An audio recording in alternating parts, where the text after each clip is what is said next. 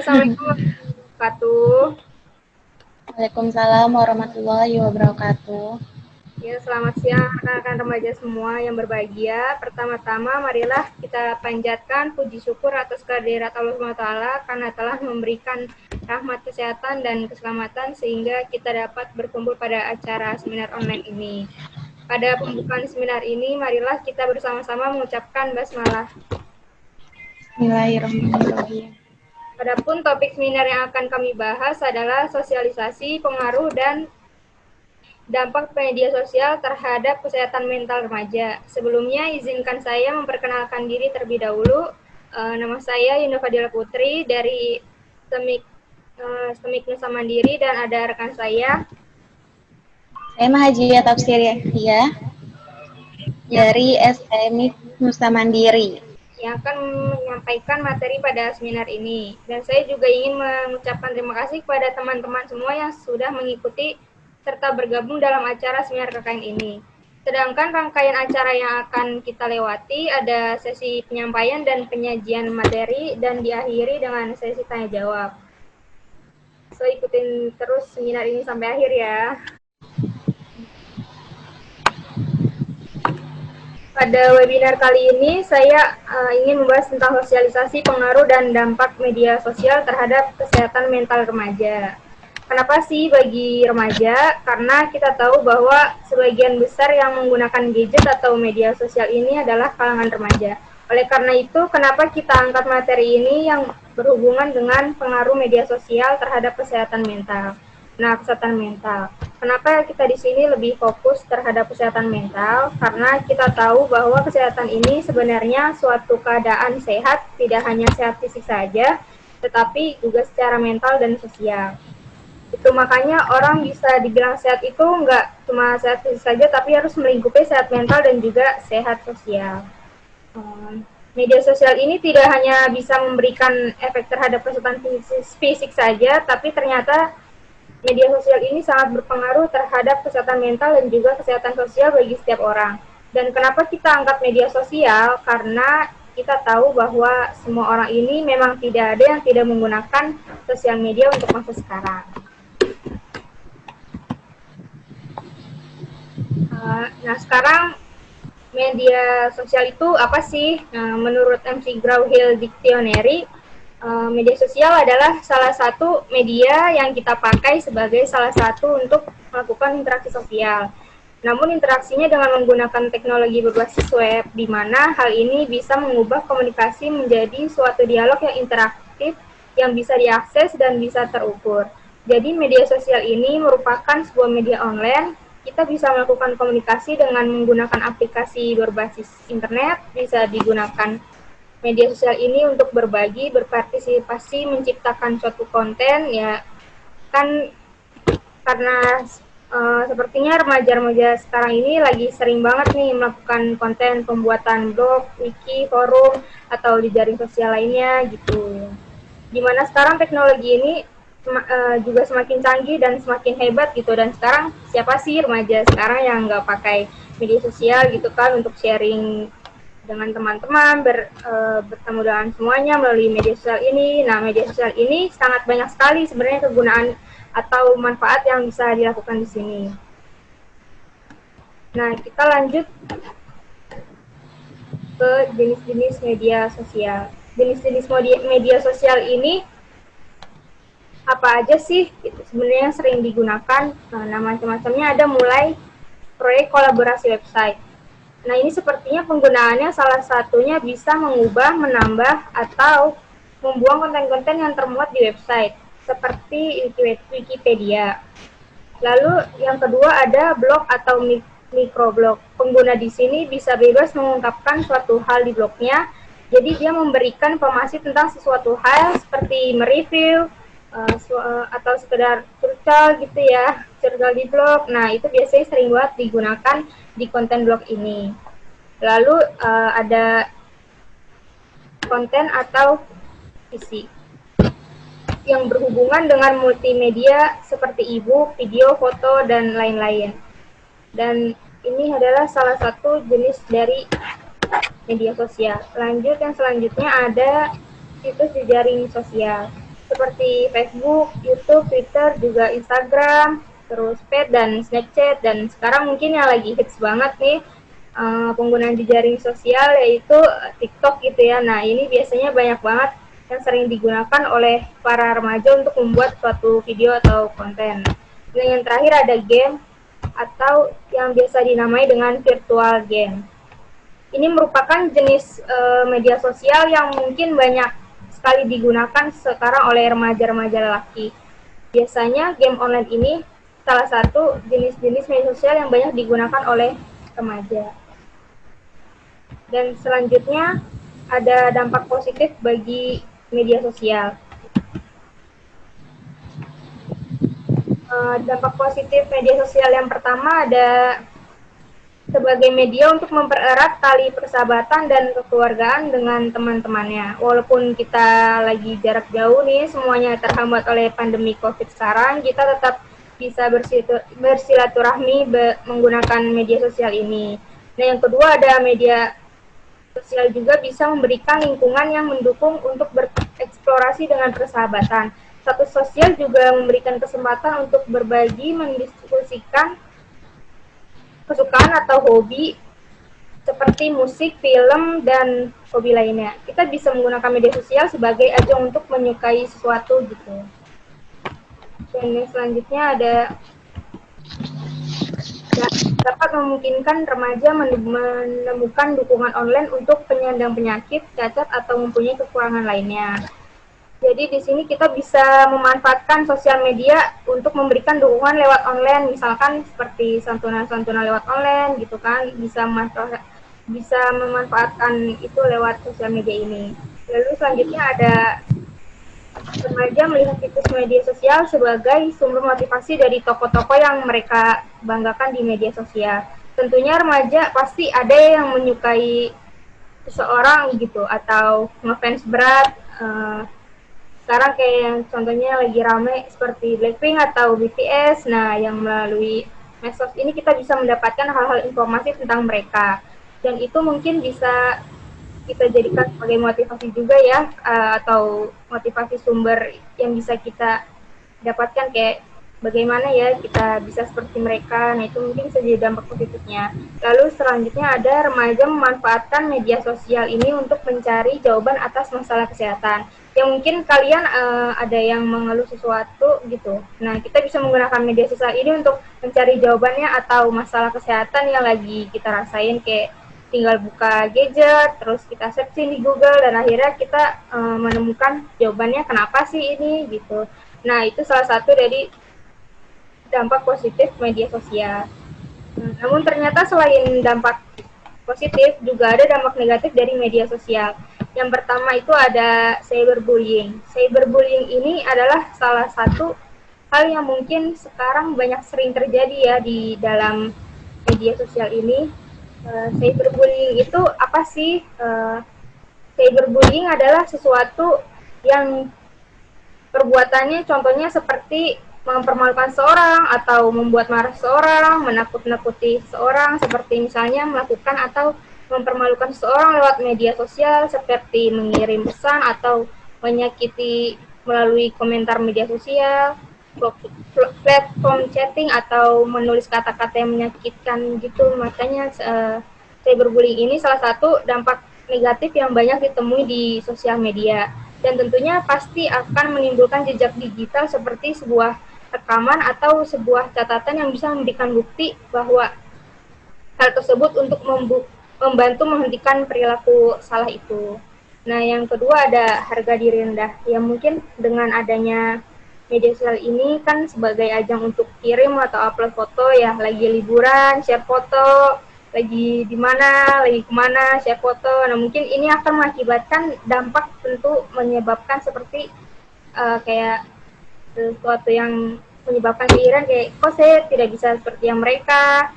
Nah, ini membuat harga diri menjadi rendah gitu. Nah, ini merupakan salah satu dampak negatif yang bisa terjadi juga. Terus yang selanjutnya ada penurunan prestasi akademik. Sebenarnya poin ini tergantung ya, kalau media sosial ini sebagai ajang bukan untuk mencari sesuatu yang berhubungan dengan materi di sekolah. Misalnya seperti mata pelajaran Malah media sosial ini tidak kita manfaatkan untuk meningkatkan prestasi. Nah, itu bisa berdampak terhadap penurunan prestasi kita sendiri. Lalu ada yang keempat, ada membuat kecanduan atau ketergantungan. Ini yang paling mungkin bisa berbahaya. Membuat kecanduan atau ketergantungan ini sangat membahayakan kesehatan bagi para pengguna media sosial.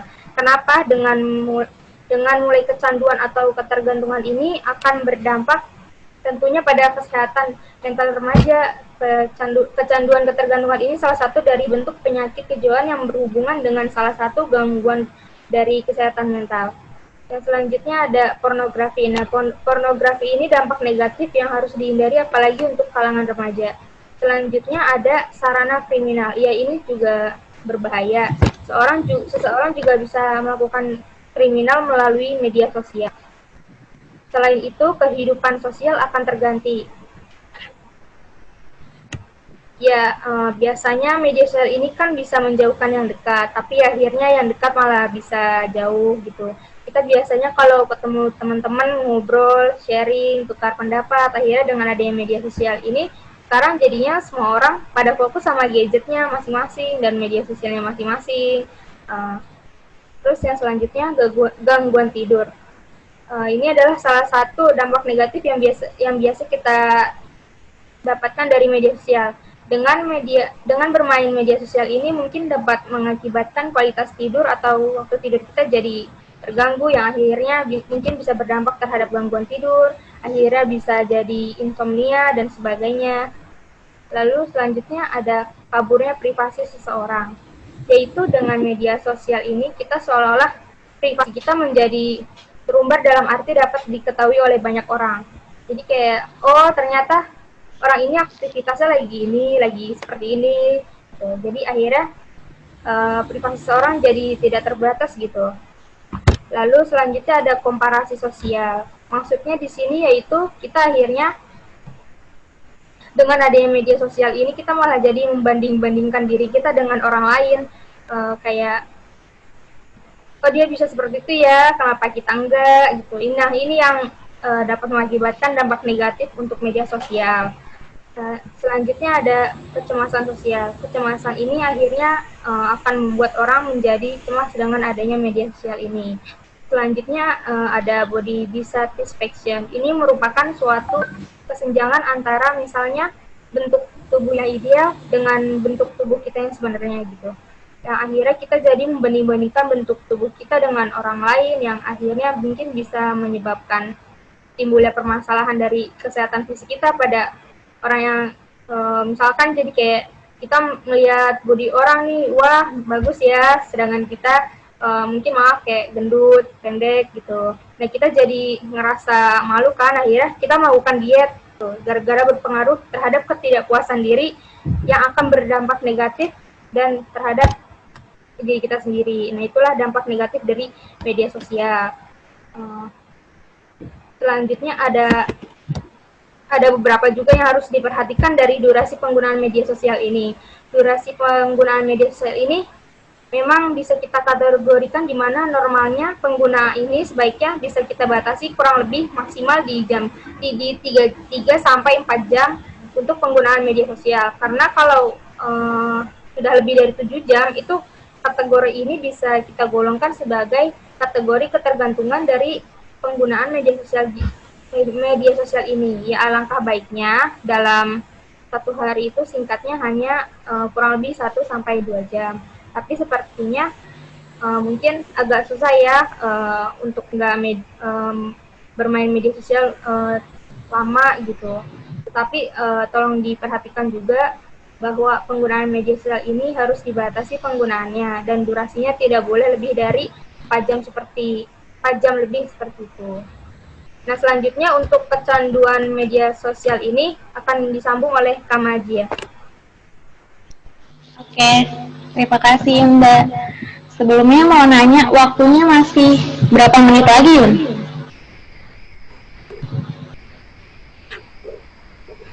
Bentar. Supaya nggak tiba-tiba mati nanti.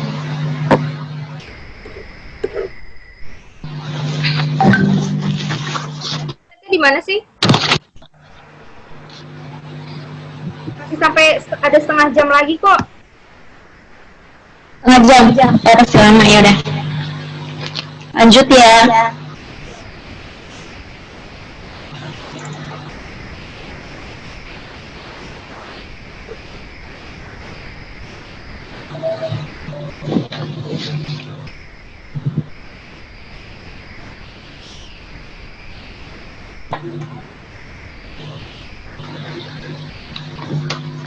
Oke. Assalamualaikum warahmatullahi wabarakatuh. Teman-teman, tadi sebelumnya kita udah sharing mengenai apa itu media sosial dan bagaimana dampak positif maupun dampak negatif yang diberikan dari penggunaan media sosial itu sendiri. Selanjutnya, kita akan membahas apa itu kecanduan media sosial, di mana kecanduan media sosial ini merupakan salah satu dampak negatif yang diberikan dari penggunaan media sosial itu sendiri. Kecanduan media sosial ini merupakan salah satu dari kecanduan yang disebabkan oleh teknologi internet yang kita sebut dengan Internet Addictive Disorder, yaitu kecanduan merupakan jenis salah satu kecanduan dari kesehatan mental dan jiwa yang bisa menyebabkan depresi, bahkan gangguan kejiwaan.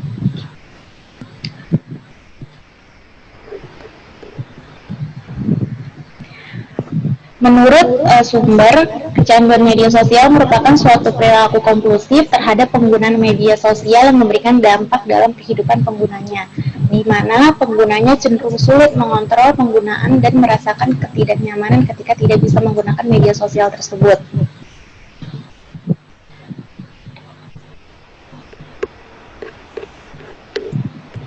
Selanjutnya, faktor yang membuat remaja kecanduan dalam menggunakan media sosial.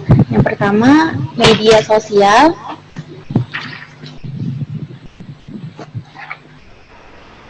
Media sosial menjadi ajang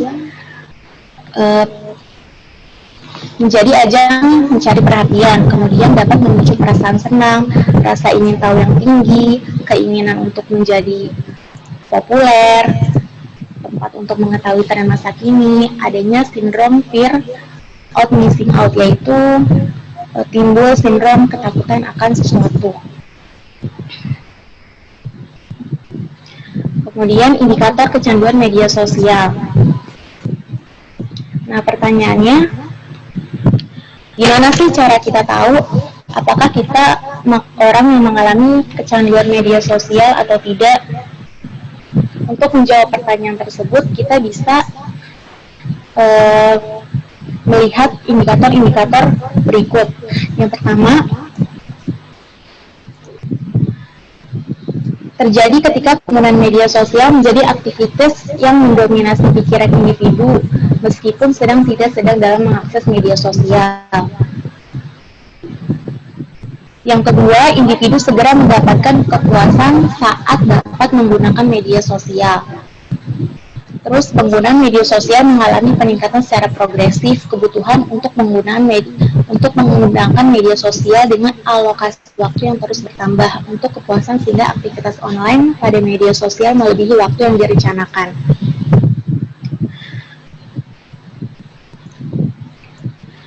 Individu merasa tidak tenang jika belum menggunakan situs media sosial. Kemudian pertentangan yang muncul dari dirinya sendiri tentang banyaknya waktu yang telah dihabiskan untuk menggunakan media sosial, serta konflik yang terjadi antara individu dengan orang lain sebagai akibat perilaku di media sosial. Yang terakhir, individu telah mencoba dan gagal untuk mengendalikan, mengurangi, atau berhenti menggunakan media sosial. Nah, apabila kita memiliki 3 atau lebih dari ciri-ciri indikator yang sudah disebutkan tadi, artinya kita kemungkinan mengalami yang namanya kecanduan sosial. Nah, pertanyaannya, kalau sudah mengalami seperti itu, apa sih yang harus dilakukan? Gimana cara mengatasinya?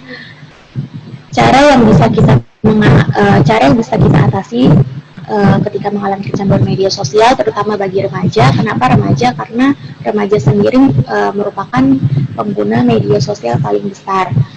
Yang pertama, kita bisa melakukan offline sejenak dari media sosial. Sebenarnya kalau disuruh tiba-tiba berhenti main sosmed kan nggak mungkin banget ya. Jadi bisa dilakukan secara bertahap. Dari yang mulai tadinya mainnya sehari 4 jam, bisa dikurangi jadi 2 jam, dan seterusnya berkurang. Kemudian cari kegiatan yang lebih bermanfaat. Lalu buat batas yang tegas untuk penggunaan media sosial. Jadi kita harus tegas nih, dalam satu hari bisa mainnya harus 2 jam aja deh gitu. Jadi nggak boleh lebih dari 2 jam. Kemudian gunakan secara bijak. Karena kan kita tahu media sosial ini bisa mengakses banyak banget informasi dari mulai positif, negatif. Jadi kita harus pintar-pintar gimana kita bisa mengakses media sosial. Kemudian bisa dilakukan notifikasi, matikan notifikasi. Ini juga penting karena kan biasanya kita kalau misalnya melihat notifikasi di handphone itu tangan langsung gatel, tangan langsung pengen penasaran, pengen lihat gitu. Jadi salah satu saran yang bisa dilakukan adalah bisa mematikan notifikasi. Mungkin itu aja ya yang bisa hari ini kita sharing mengenai pengaruh media sosial terhadap kesehatan mental remaja. Sekarang mungkin kita sedang berada dalam sesi tanya jawab, jadi yang mau bertanya silakan bertanya. Yang mau bertanya boleh di chat atau on cam ya, kameranya di onin dulu. Boleh kameranya di onin dulu. Dan yang mau bertanya, silakan yang bertanya. Oh ya, kita juga ada door prize untuk 4 orang penanya dengan syarat mengisi kuesioner. Nanti linknya bisa dikasih setelah acara ya. Ada yang mau nanya? Atau yang malu bisa ngomong di chat aja, ditulis di chat. Ya, boleh. Boleh di chat, nanti pertanyaannya biar dibacain, dijawab. Aku mau nanya dong, pertanyaannya ada di chat ya? Boleh. Boleh. Baik. Pak.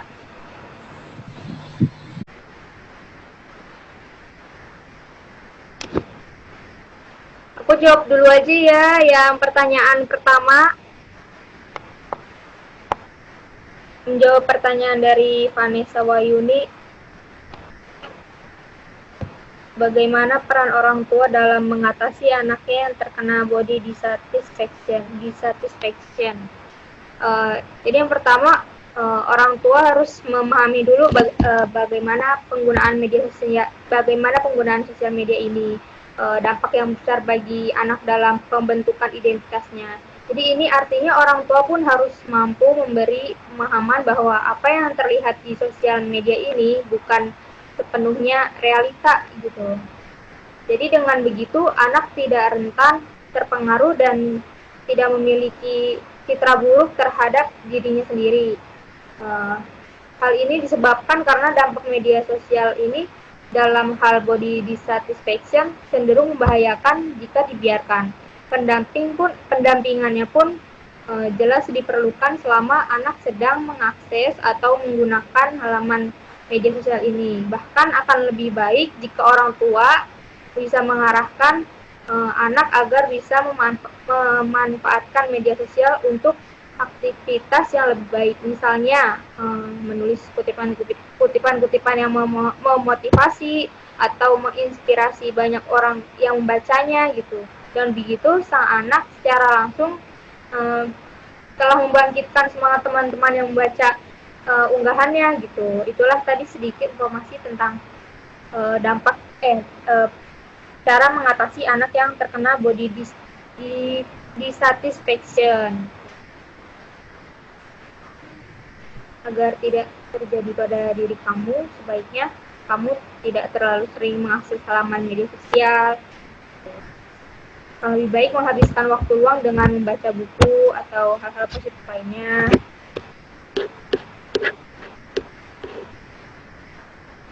Pertanyaan kedua,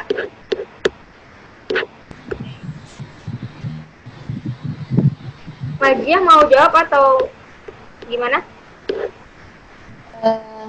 Ya udah Yunda dulu.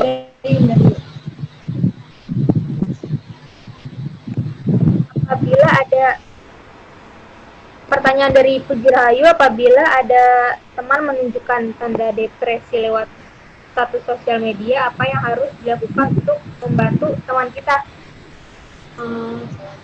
Caranya kayak cara membantu teman kita itu ya tunjukkan empati gitu, misalkan dengan bilang kayak jangan dipendem ya, ceritain semuanya aja gitu. Kamu bisa cerita apapun ke aku, kayak kalimat yang membuat dirinya merasa tidak sendirian gitu. Terus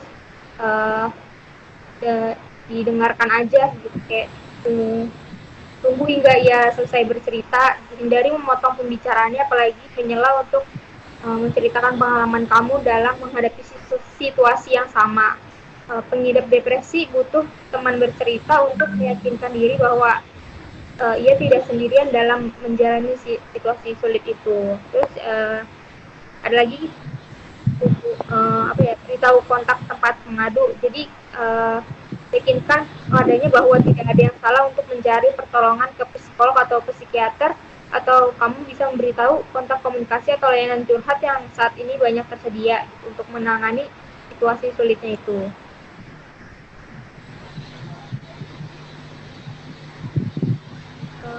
Jelas belum? Jelas, makasih. Nah, ada lagi nggak?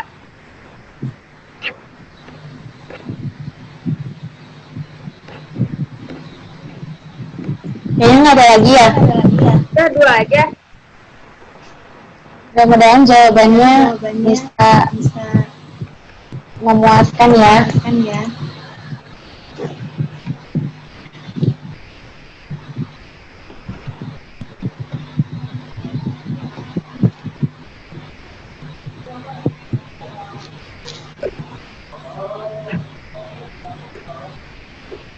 Oke, untuk mempersingkat waktunya kan juga berjalan. Jadi kita tutup aja ya. Ya, boleh. Udah nggak ada yang nanya lagi. Teman-teman, sekali lagi mau ngingetin yang belum isi kuesioner, bisa isi kuesioner. Linknya ada di grup chat Zoom ya.